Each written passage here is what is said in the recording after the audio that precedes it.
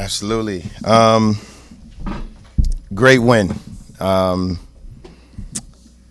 First of all, I gotta give a shout out to my support staff, Jay Lozano and Shane Swift. If you guys were wondering why I switched my pants out, it's because my pants completely ripped. And those guys within 10 seconds found me some new pants and a new belt. So if you're wondering why I look like Coach Carter out there, that's what happened. We talked about protecting the culture. We talked about protecting the standard. And, I'm just proud of these guys. I couldn't get any sleep last night, just thinking about since I've been a head coach here at George Mason, looking on the sideline, having guys that, obviously we depend on, being out with different injuries and different knickknacks and just kind of knowing the type of team that Winthrop is, top five in tempo. A team that wants to put 90 points on you, a team that did that, to be able to go out there and not necessarily play the brand of basketball that we're so used to playing because we just didn't have the depth, couldn't press, couldn't get after them, couldn't really do much defensively. I'm proud of these guys. I'm happy. This was a tough game. That's a team that's going to be really, really good in their league, that's going to win 20-plus games. And for these guys to step up the way they did, I'm a happy man. Questions for the student athletes? Corey, I know you've had experience playing against Winthrop with that high-tempo offense. Was there anything different to you than in comparison to years past when you were at Presbyterian? No, not at all. I played Winthrop a total of 4 times while I was at PC, and they play the same way, same fast tempo offense, and they've always been that team who's trying to score 90 points, so just seeing them come here and do the same thing, it wasn't nothing new to me, but I feel like, we could have did a way better job, especially me, cleaning up a lot of things on the defensive side of the ball, but, yeah, it was nothing really new. And Jahari, I know you've been trying to adjust getting back playing, especially with Coach Ken. Are you feeling a little more comfortable, especially after a pretty big win after this one? Yeah, I'm feeling a lot more comfortable. The coaching staff, they just showed unbelievable faith in me, my teammates as well. So just practicing every day and, playing games, I'm just getting much, much more comfortable. And I called his mom on Tuesday. She's the best coach we have, so she jumped on it. Corey, when you're on such a, hot streak, as I was saying last week, what's the mindset when it comes to going game by game? What did anything from last game sort of transfer over to today? Yeah, it's always finding new ways to transfer over. Winthrop is a completely different team than Wofford, but it's just all about our principles. It's early in the season right now. We don't have a lot of film on everybody, so these games are just being about our principles. And being the best team that we can be. So the carryover for me really with the hot streak is not really just more so with the points and scoring, but it's just my teammates and my coaches having that trust and faith in me. And Jahari, what does a win like this say about the team so early on in the season? That we have dogs, that we have winners, we have players that want to win. We talk about it every practice. We have 2 separate teams, and some days the second group beats the first group, and I think just being ready, it says a lot about our team. A lot of guys stepped up. And also the student athletes? Yeah, Jahari, do you remember, is this the first time you played 35-plus minutes? For sure. How are you feeling You played physically? 30 minutes at Coppin State while at Maryland. I know your stats better than you. 30? You don't remember that? I play like 28. That's 30 minutes. How are you feeling physically? Because, again, it's been over 12 months since you played on a regular basis like this. How are you feeling physically right now after a couple of games? Honestly, I was feeling great. I feel like the training staff, as far as the Becca and the strength trainer, Keon, he got me in the best shape, so I feel great. Thanks, guys. Appreciate it. Good job, boys. Good work, man. It's been a while since I had 2 point guards give us 51 points combined.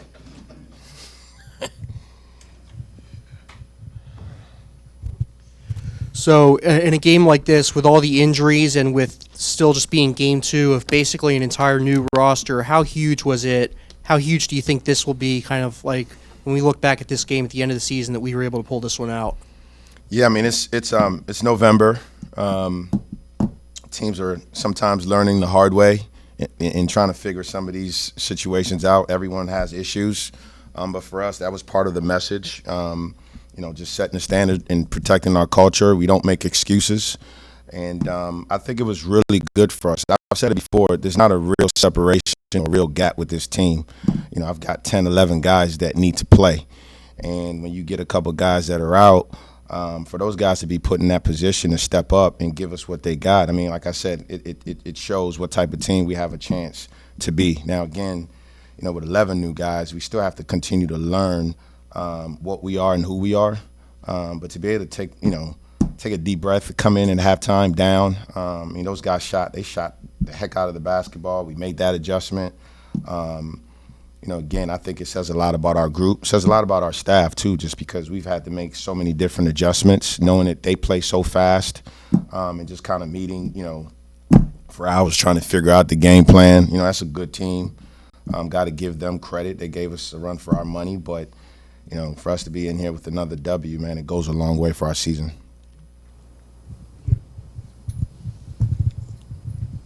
Coach, can you describe the balance between having a successful night and coming out with a win and going 2-0, and knowing that it's so early on in the season, and just trying to keep your head on your shoulders when it comes to it's a marathon, not a sprint?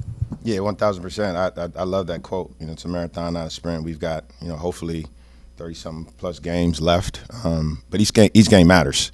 When you're put in a dogfight like a game like this, if you don't figure things out, it can be a domino, right? And so I'm just happy. We all know it, man. Winning feels a lot better than losing, and even when you win, it still feels like you got stuff to fix. We got stuff to fix.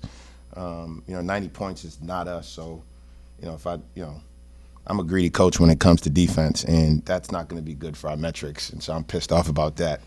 But a win is a win, and just being 2-0 and trying to withstand some of the variables that we're facing right now with some injuries. I'm happy about the win, man. And we heard about Braden's injury before the game, but was he able to talk to the team before tonight? Yeah, Braden's fine. Braden's like he's walking around like nothing happened. He was at practice, but I just told him to just kind of sit it out, and so. He's taking care of business, and hope to have him soon. Coach, you mentioned that there's a couple things that you would like to fix. Is turnovers one of them? Yeah, it is. 14 turnovers, only 11 assists. It's part of the game. We had 2 or 3 of those down the stretch. But yes, we've got to fix it. But I mean, it's a 96-point. It's probably an 80 possession game. Gonna have turnovers. I think there were a couple turnovers that we could have probably avoided. But again, nothing jumps out right now as I look at this statistically that I'm gonna have to watch the tape and just kind of see. We had a bunch of different combinations out there. Guys they've never played those positions before. So trying to run offense and just putting guys in certain spots. It was a junkyard of a game, and so I'm not going to focus too much on the turnovers, man. 14 turnovers is not ideal, but I think the most important thing is that we got the W. Right, and getting W's like this where it's not going to go your way, but you found a way to claw through. How much of a lesson do you think this game will come in later on in December when you got to go against like Virginia Tech or even in the MTE in Dayton? You got a lot of guys that I can trust. I'm still learning these guys just like they're learning me. They're learning our system. They're learning our staff. And just being able to go down that bench. And, I mean, Devin Booker played 16 minutes tonight. He gave us life. He hit a 3. Malik Presley, he's never played 36 minutes in his career. He redshirted last year. And his energy, I thought defensively in moments, it was really, really good for us. He was plus 13 for us in those 35 minutes. And so those are guys that, they found their way today. They found their confidence, and we're going to need those guys, for the season. You talked about making adjustments in the game. What specific adjustments did you have to make? Because I believe we were down a couple points at the end of the first quarter or first half. So, what specific adjustments? I mean, for one, I thought we were trying to protect our depth. We only had one guard coming off the bench. That was Devin Booker. And so I was trying to make sure that we didn't pick up any stupid fouls. Guys were going to all play 35, 30 minutes. You don't want to get down a stretch where guys are just gashed, right? Especially guys that have never played this much minutes in their careers. And so early on, we didn't foul. We weren't ourselves. We didn't press. But in the second half, once we protected those fouls, we got after it a little bit more. Again, they still scored 43, but I thought we made some adjustments, taking away the three. We've got to get better. Some of the adjustments that we wanted to make, it didn't quite work just because I thought we were being soft on the perimeter. We were being soft around the rim. But again, a couple guys had foul trouble down the stretch. Hopefully, we get a couple days off here before Tuesday, and as long as we have more bodies, it makes my job a little bit easier in making those adjustments. I think we're still learning certain things that we do defensively, especially late clock. I don't want to say too much. We're still learning what that looks like. And while the adjustments were made within the staff and the huddle, it's hard to go out there and ask guys to do certain things that they've never done before. But that's part of what playing is. That's part of what watching tape is about, and we'll go back and we'll fix. And those guys will get better. That's just the natural order of what we do in basketball. But I'm happy with their effort, and at the end of the day, they also had to guard us. We scored 96 points, which is that the most since? Farrell was last one. I don't count. So yes. Anything else for Coach?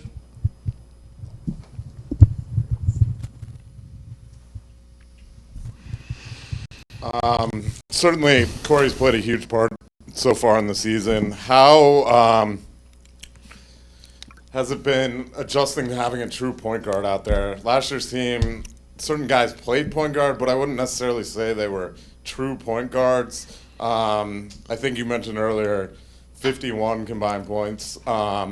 So going down the stretch, how important is that going to be having, we've already seen what he can do.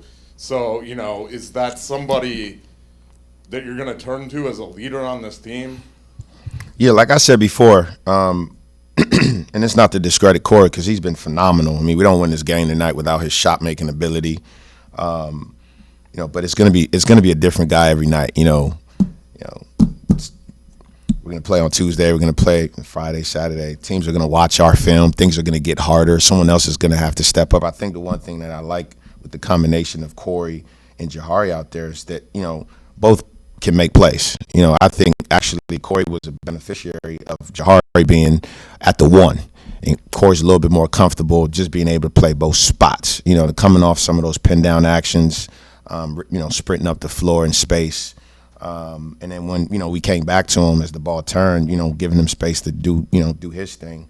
I'm happy for those two guys. I think I played the position at one point in time, and so to see those guys go out there from an offensive standpoint and combine for 51, I'm proud of those guys. They're two really, really smart players, especially Jahari Long. Jahari is he's a heady guy. He's played at a very, very high level. He's unselfish. He can make passes. He can score. And I'm just happy that, he came alive. And same thing with Corey. He's fun to watch. I think that's safe to say. I got to get a little bit more out of him defensively just because if you're going to be, at the head of the snake and 5'11" out there, I need a little bit more dog because that's what these games more than likely are going to look like, not necessarily tonight. And so, as sexy as he looked tonight, I got to get him to just be a little bit, to have a little bit more teeth defensively because that's what we're going to have to live and die by. Thanks, Tony. Appreciate it.